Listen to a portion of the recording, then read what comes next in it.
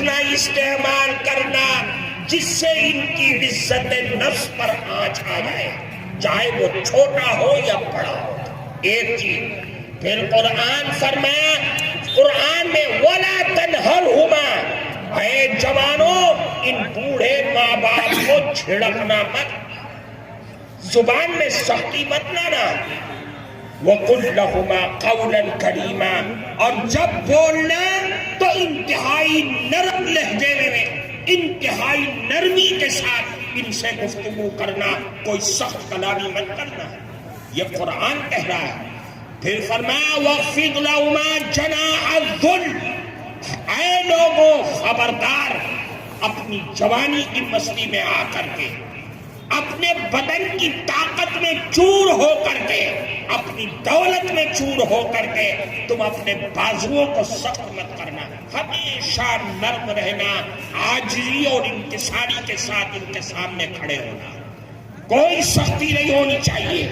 اور پھر فرمایا وَقُلْ رَبِّ ارْحَمْهُمَا كَمَا رَبَّيَانِي صَغِيرًا، اور جب زبان کھولنا تو یہ دعا کرنا کہ اے پروردگار عالم میرے ان بوڑھے ماں باپ پر رحم فرما، جس طریقے سے بچپن میں ان لوگوں نے میرے حال پر رحم فرمایا۔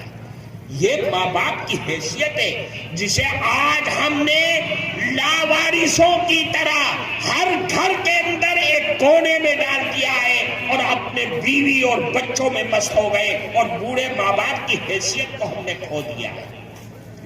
اللہ کے نبی کا ارشاد ہے، فرمایا رضا الرب فی رضا الوالد وسخط الرب فی سخط الوالد، اے لوگوں اگر یہ ماں باپ تجھ سے راضی ہیں تو سمجھ لے تیرا اللہ بھی تجھ سے راضی ہے، اور اگر یہ ماں باپ ناراض ہیں تو سمجھ لے کہ تیرا اللہ بھی تجھ سے ناراض ہے۔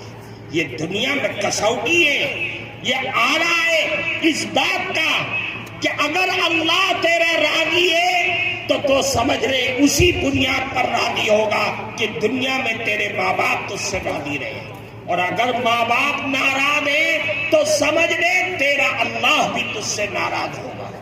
اس لیے ماں باپ کی بڑی حیثیت ہے۔ اللہ کے نبی کے پاس ایک صحابی آئے کہ اے اللہ کے نبی میں حسن سلوک کا معاملہ کرنا چاہتا ہوں، کس کے ساتھ کروں؟ فرمایا اپنی ماں کی خدمت کر۔ پھر اس کے بعد پھر فرمایا اپنی ماں کی خدمت کر، کہ اے اللہ کے نبی اس کے بعد فرمایا اپنی ماں کی خدمت کر، کہ پھر اس کے بعد ثم اباک فادناک ادناک، اپنے باپ کی کر، باپ نہیں ہے تو اور دوسرے اعزا ہیں، چچا ہیں، تائے ہیں، ان کی خدمت کر۔ ماں کا حق 3 درجہ بلند فرمایا۔ دیکھو غور کرو، قرآن کہتا ہے ماں کا 3 درجہ زیادہ ہے، کوئی مرد اس عمل کے اندر شریک نہیں ہو سکتا۔ قرآن کہتا ہے حملتہ امہ کرہا ووضعتہ کرہا وحملہ وفصالہ 30 شہرا۔ دیکھو تمہاری ماں نے 9 مہینہ پیٹ میں رکھ کر کے تم کو تمام تکلیفیں سہی ہیں کہ جس تکلیف میں کوئی مرد حبہ برابر شریک نہیں ہو سکتا ہے، وہ تکلیف ہے۔ درد ہو رہا ہے، پین کلر دوائیں نہیں کھا سکتی، ڈاکٹر کہتا اگر کھا لیا تو بچے کی زندگی پر اثر پڑے گا، ماں تڑپ رہی ہے ساری رات درد میں تک، لیکن کوئی چارہ نہیں ہے۔ پھر فرمایا ووضعتہ کرہا، دیکھ تیری ماں نے 9 مہینہ تھک تھک کر کے تجھ کو پیٹ میں رکھا اور پھر تجھ کو جنا، اور جننے میں کتنی تکلیفیں برداشت کی اس کا تصور نہیں۔ سارے اعزا باہر کھڑے مٹھائی لیے ہوئے، تیری ماں تجھ کو جننے میں تڑپ رہی ہے، اور اگر دیر ہو گئی تو اپنی زندگی کو داؤ میں لگا کر کے اپنا پیٹ کو چاک کروا دیا تیری زندگی کے خاطر، کوئی اس میں شریک نہیں ہے۔ یہ ماں کا درجہ ہے۔